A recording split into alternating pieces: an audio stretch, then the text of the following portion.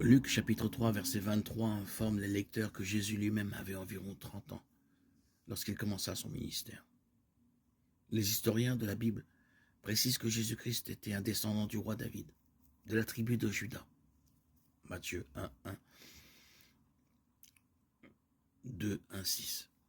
Selon la loi et la coutume juive ancienne, 30 ans étaient considérés comme l'âge de pleine maturité, physique et mentale, et adapté à de hauts degrés de responsabilité. David avait 30 ans lorsqu'il devint roi, de Samuel 5, 4. Joseph avait 30 ans lorsqu'il entra au service de Pharaon, Genèse 41, 46. Les Lévites juifs commencèrent le service sacerdotal à 30 ans. Il serait raisonnable de supposer que Jésus a commencé son ministère public à 30 ans simplement parce que c'était le moment et le but de Dieu. Et certainement c'était le cas. Tout ce que Jésus a fait était en obéissance à la volonté et au plan de son Père. Jean 4, 34. Hébreux 19. Cependant, une explication pratique attribue le début tardif du ministère de notre Seigneur à sa position de rabbin. Jésus devait avoir au moins 30 ans pour que les experts du judaïsme le considèrent comme un authentique rabbin. Le Christ était appelé rabbi par ses propres disciples et par les disciples de Jean-Baptiste. Matthieu 26, 25, Marc 9, 5, Jean 1, 38. Jésus était estimé comme un enseignant juif respecté. Même un pharisien et membre du grand conseil juif l'appelait rabbi et reconnaissait que Jésus était un enseignant venu de Dieu.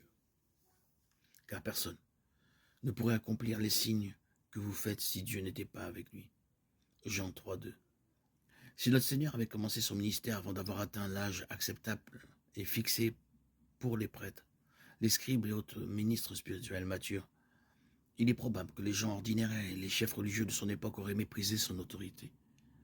Jésus a donc attendu 30 ans pour commencer son ministère d'enseignement public, parce que c'était le temps de Dieu, le moment crucial de toute l'histoire était prêt à se dérouler.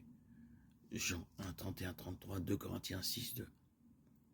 Jésus avait atteint l'âge de maturité et de développement culturellement acceptable. Dieu allait maintenant révéler l'agneau de Dieu qui ôte le péché du monde. Jean 1, 29. Et aucune barrière imposée par l'âge ne pourrait entraver la réception des enseignements du Messie. La naissance de Jésus entre l'ère 6 et 4 avant le calendrier, avant sa naissance et le début du ministère de Jean-Baptiste vers 28 après son départ physique, ce qui fait que Jésus avait un peu plus de 30 ans lorsqu'il commença son ministère public. En tant que Messie juif rabbin, 30 ans était également l'âge auquel les scribes et les rabbins juifs étaient considérés comme suffisamment mûrs pour entrer dans leur fonction d'enseignant.